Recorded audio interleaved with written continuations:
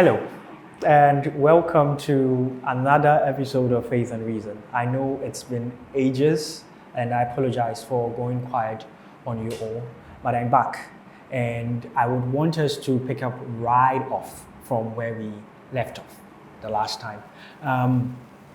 Before the absence, before the long break, we had started a series on the Bible, and basically we're looking at to answer some of the questions that skeptics might have about the Bible, because Christians tend to base a lot of their arguments on the Bible. So why do Christians base a lot of their answers on the Bible?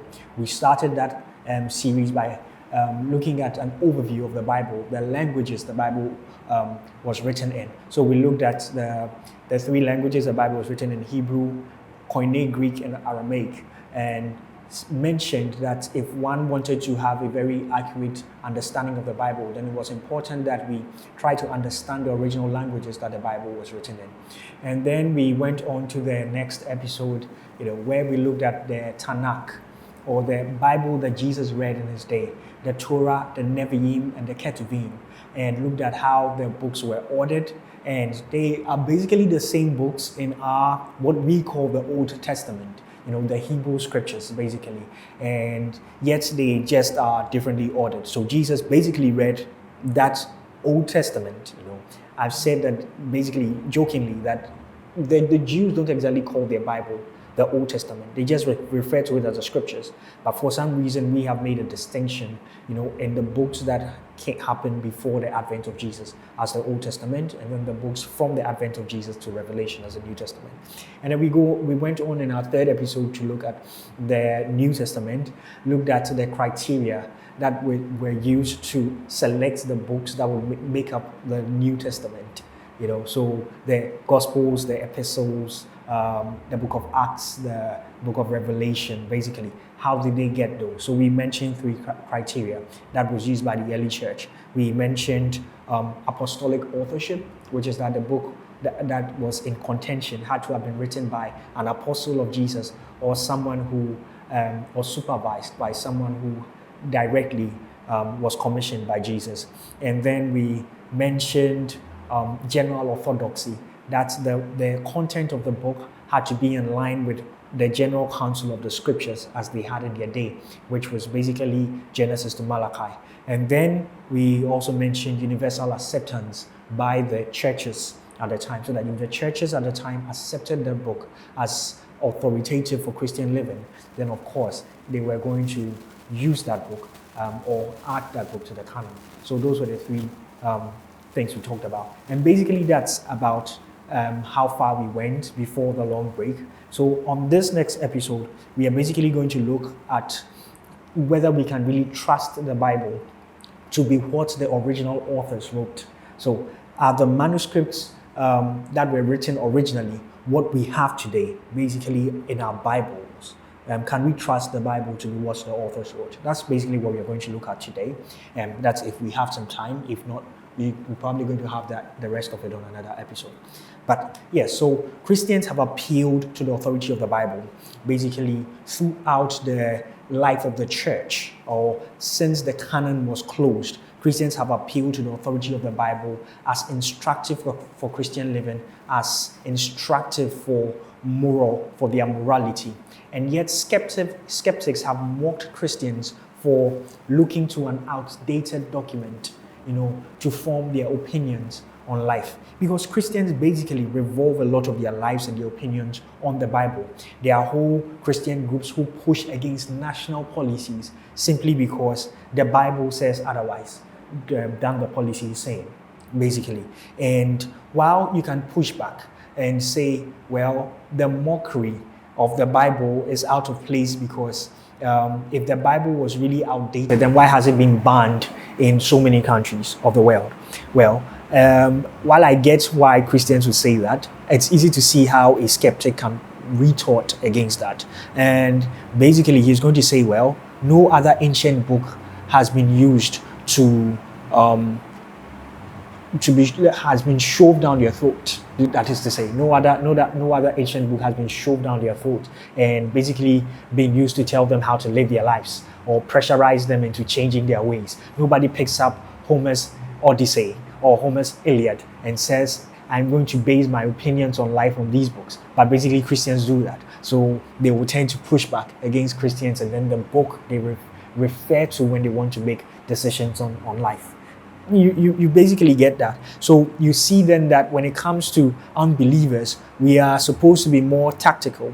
The Bible says in 1 Corinthians chapter 20 verse 25, it says, where is the wise? Where is the scribe? Where is the great debater of this age? Has God not made foolish the wisdom of this world? It says, for since in God's wisdom, the world through wisdom did not know God, it has pleased God that men should be saved through the foolishness of what is preached. It says, for the Jews seek a sign, and then the Greeks seek after wisdom. But we preach Christ crucified. To the Jews, that's a stumbling block, and to the Gentiles, it is foolishness. But to those of us who are called, both to the Jews and the Gentiles, Jesus Christ is the wisdom of God and the power of God, because God's foolishness is wiser than human wisdom, and God's weakness is stronger than human strength. So you see then that we basically have to use tactics to show them the prudence of living life on God's wisdom as against the whimsical philosophies of the age. And we need to be intentional in partnering with God to bring in the light of His gospel, because the God of this world has blinded their minds so that they will not see the light of the glory of the beauty of Christ, who is in God. So that is done. But the criticism still stands, that when it comes to the Bible, people are wondering why we base our opinions on the Bible. And, they really say that it's been so long since the manuscripts were written. Basically, when it comes to the New Testament, you have a book that is at least 1,900 years old. At least 1,900 years old. And then for the Old Testament, you're looking probably at maybe 600 years on top of that 1,900. So how sure are you that the Bible you're reading today is what was read at that time, basically? So has the Bible been modified? The simple answer is no. The Bible has not been modified. But how sure are we that the Bible has not been modified? And basically that's what we are going to talk about. So like I said, you basically have the books of the New Testament written in a space from about 40 AD to about 90 to 100 AD, or 40 CE, Common Era, to about 90 to 100 Common Era. Now, in that time, till now, we are in 2023. So much time has passed. For the Old Testament, the compilation of that basically ended about 400 BC. Okay, so basically you're looking at about 2,600 years removed from today. And yet Christians are so sure that these books of the Bible have not been tampered with. The pushback is less against the Jewish scriptures. And I think I get why the pushback is less against the Jewish scriptures. It's not because people are afraid of the Jewish religion, for example. I think it's simply because they can see how it might have been easy to preserve the integrity of the Jewish text, because people were reading them and they did not exactly have an agenda to proselytize or convert the whole world. So it was just mainly for their community, So the Bible Jesus read, for example, was going to be the Bible that people after him would read. And, it was just going to be copied basically using some rules. But when it comes to the New Testament and how it seemed to have an agenda of getting people around the world to come to the acknowledgement of their Lord and Savior, Jesus Christ, then you really begin to think, are we sure people are not, just putting their agenda in there just to make a point? So that's basically what we are going to look at. Now, an unbiased scholar basically will tell you that the books of the New Testament have been preserved very well over the centuries. We have copies of the New Testament. Probably the earliest copy we have now of the New Testament would probably be from the 4th century. That is, when it comes to the whole New Testament, probably from the 4th century. Scholars know them as the Codex Sinaiticus and then the Codex Vaticanus. Now, these manuscripts that we have from the 4th century, so you're looking at probably around 300 AD or 300 CE. These manuscripts help us get the earliest wordings of the New Testament to compare with what we have today, basically. So you're basically looking at about 200 years after the original manuscripts were written, and you get to compare the whole document to what we have today and get to see the earliest writing. And really, the discrepancies are very negligible, very negligible. Basically, to add to this is a discovery that was made in 1947 about the Dead Sea Scrolls. And I'll get into that later, but it's actually fascinating for the Old Testament to show how these texts have been preserved over the years, basically. Now, scribes who wrote them were scattered. Scribes who copied these by hand were scattered. And because they were scattered, it meant that if one set or one school of scribes made errors, then another school of scribes with their copies could show us that, something has been changed over here. And we could, with the investigation, get to find out which of the different writings is actually the right thing to go by. Yes. So the first point has been the timing of the manuscripts. Now, so you have manuscripts of the Gospels being written from between, say, 40 to 60 AD, about a few 2 to 3 decades after the death of Jesus, you have these Gospels being written. Now, compare that to the earliest manuscript we have of Emperor Tiberius, the emperor who made the edict for Joseph and Mary to go to Bethlehem, coming out about 80 years after his death. Also compare that to Julius Caesar. The earliest manuscript we have about Julius Caesar came out over 100 years after Julius Caesar had died. Yet you don't have anybody questioning, whether what we have about Julius Caesar is true or what we have about Tiberius is true. You only have people questioning whether what we have about Jesus is true. And yet, based on the timing, it's incredible that we have such early writings about Jesus, because the writings about him come so early, basically.